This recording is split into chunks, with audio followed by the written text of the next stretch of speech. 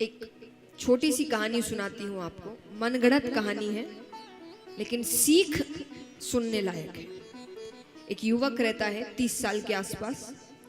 सुबह उठता है, उठे तो उठते ही उसके सामने यमराज बैठे हैं। कौन बैठा है? यानी अंत समय। अब वो बौखला उठा, कैसे कैसे अंत समय? अरे अभी तो कुछ भी नहीं किया, इतना कुछ करना बाकी है, परिवार को कुछ पता ही नहीं है, मेरे बाद वो क्या करेंगे? यमराज के मुझे नहीं पता, आज की जो लिस्ट निकली है उसमें तुम्हारा नाम है, इसीलिए आप यमराज से ऐसे बातें नहीं कर सकते। ये कहानी है बस, वो आएंगे और ले जाएंगे। तो उसने थोड़ा अपना दिमाग लगाया।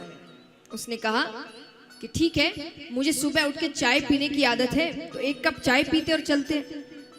यमराज ने कहा ठीक है। तो यमराज की चाय में उसने नींद की दवा मिला दी।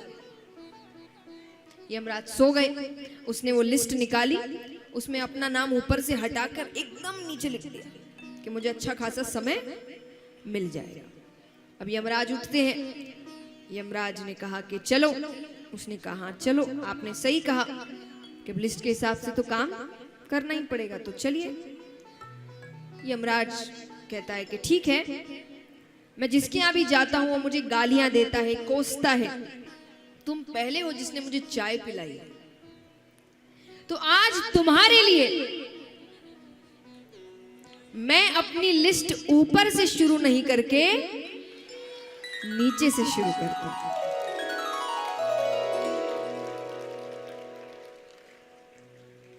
गया वो ऊपर। अब सीख है, अब सुनो। वो ऊपर जाता है तो भगवान उससे मिलते हैं। भगवान उसको कहते हैं कि तू करता वही है जो तू चाहता है, कि तू करता वही है जो तू चाहता है, पर होता वही है जो मैं चाहता हूं। कि तू करता वही है जो तू चाहता है, पर होता वही है जो मैं चाहता हूं। तो तू कर वही जो मैं चाहता हूं, फिर होगा वही जो तू चाहता। सब होगा, पर भगवान के दिखाए हुए रास्ते पर चलो। जल्दबाजी करने की कोशिश करोगे तो फिर इधर उधर हो जाओगे, क्योंकि भगवान के रास्ते में देर लगती है लेकिन काम पक्का होता है।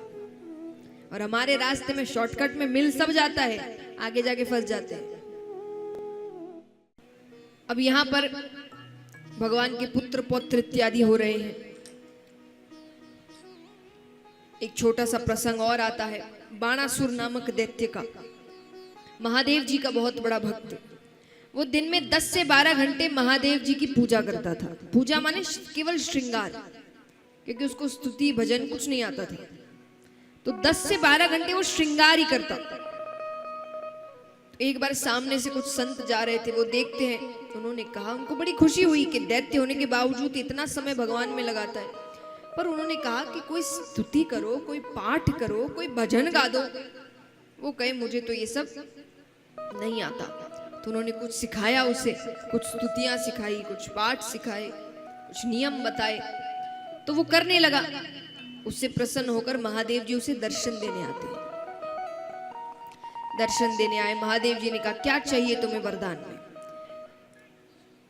कुछ स्तुति सीख लेने से वो ज्ञानी तो बन नहीं गया। तो उसने क्या मांगा? उसने कहा कि आप के श्रृंगार को करने में बड़ा समय लगता है, तो मुझे 1000 हाथ दीजिए। क्या दीजिए? 1000 हाथ। भक्त भोले, भगवान उससे ज्यादा भोले। समझाने की बजाय महादेव जी ने कहा तथास्तु। अब जो काम 10 घंटे में होता था वो 1 घंटे में होने लगा। अब वो क्या करे पूरे दिन उन हाथों का? हाथ भारी लगने लगे तो उससे वो पहाड़ों को तोड़ने लगा, हाथ मार मार कर उस पर। रोते हुए फिर से भगवान को पुकारता है। भगवान फिर आए। भगवान कहते अब क्या चाहिए? बोले आप वरदान वापस ले लीजिए। महादेव जी कहते वरदान वापस नहीं आते। तो बोले मुझे नहीं चाहिए ये, मुझे तकलीफ हो रही है, भारी लग रहे हैं ये हाथ मुझे। तो महादेव जी ने कहा चिंता मत करो, कुछ समय बाद तुम्हारा युद्ध श्री कृष्ण से होगा, वो तुम्हें इन हाथों से मुक्त करेंगे। ठीक है, लेकिन वो डर गया क्योंकि वो भगवान की शक्ति जानता है। तो उसने कहा कि अब आप आए हैं तो कुछ तो देकर जाएंगे। महादेव जी ने कहा क्या चाहिए? बोले वचन दीजिए कि जब श्री कृष्ण के साथ मेरा युद्ध होगा तब आप मेरी तरफ से युद्ध करेंगे। महादेव जी ने कहा ठीक है, मैं तुम्हारी तरफ से युद्ध करूंगा। अब यहाँ पर भगवान को हाथों से मुक्त करना है तो वो लीला अपने अपने जगह पर आ रही है। कैसे? भगवान के पुत्र पौत्र हो रहे हैं। तो भगवान के एक पौत्र हुआ जिसका नाम था अनिरुद्ध, और बाणासुर की पुत्री है, उसका नाम है उषा। उषा ने, देखिए समय समय की बात है, सुनने में अटपटा लग सकता है पर वो समय वैसा था। उस वक्त सपने में भी अगर किसी को पति के रूप में देख लेते तो उसी से विवाह करते। उषा ने स्वप्न में भगवान के पौत्र अनिरुद्ध को पति के रूप में देख लिया। अब उसको उसी से विवाह करना है। अब हम और आप साधारण हो तो हमको अगर किसी से विवाह करना है तो हम क्या करते हैं? माँ बाप को बोलते हैं, वो रिश्ता लेते हैं, परिवार रिश्ता पक्का करते हैं। पर वो है दैत्य की बेटी, थोड़े गुण तो आएंगे।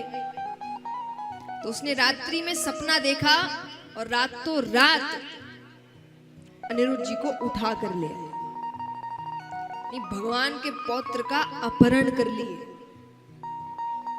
अब भगवान को पता चला, भगवान को सारी बात, भगवान कहते हैं अरे हमको मंजूर है, भेज दो बच्चों को, उसको तो हाथों से मुक्त होना है।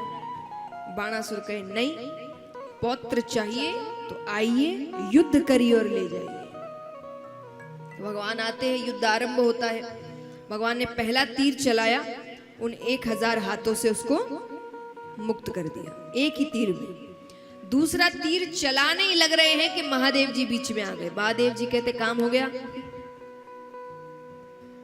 चलिए अब आप बेटी दीजिए और अब आप बहू ले जाइए, क्योंकि युद्ध इतने ही चीज के लिए होना था। मैं भगवान के विरुद्ध युद्ध नहीं कर सकता, उसको भी यही करना था बाणासुर को। तो उसने इस प्रकार भगवान के पौत्र का विवाह होता है एक दैत्य की पुत्री के साथ।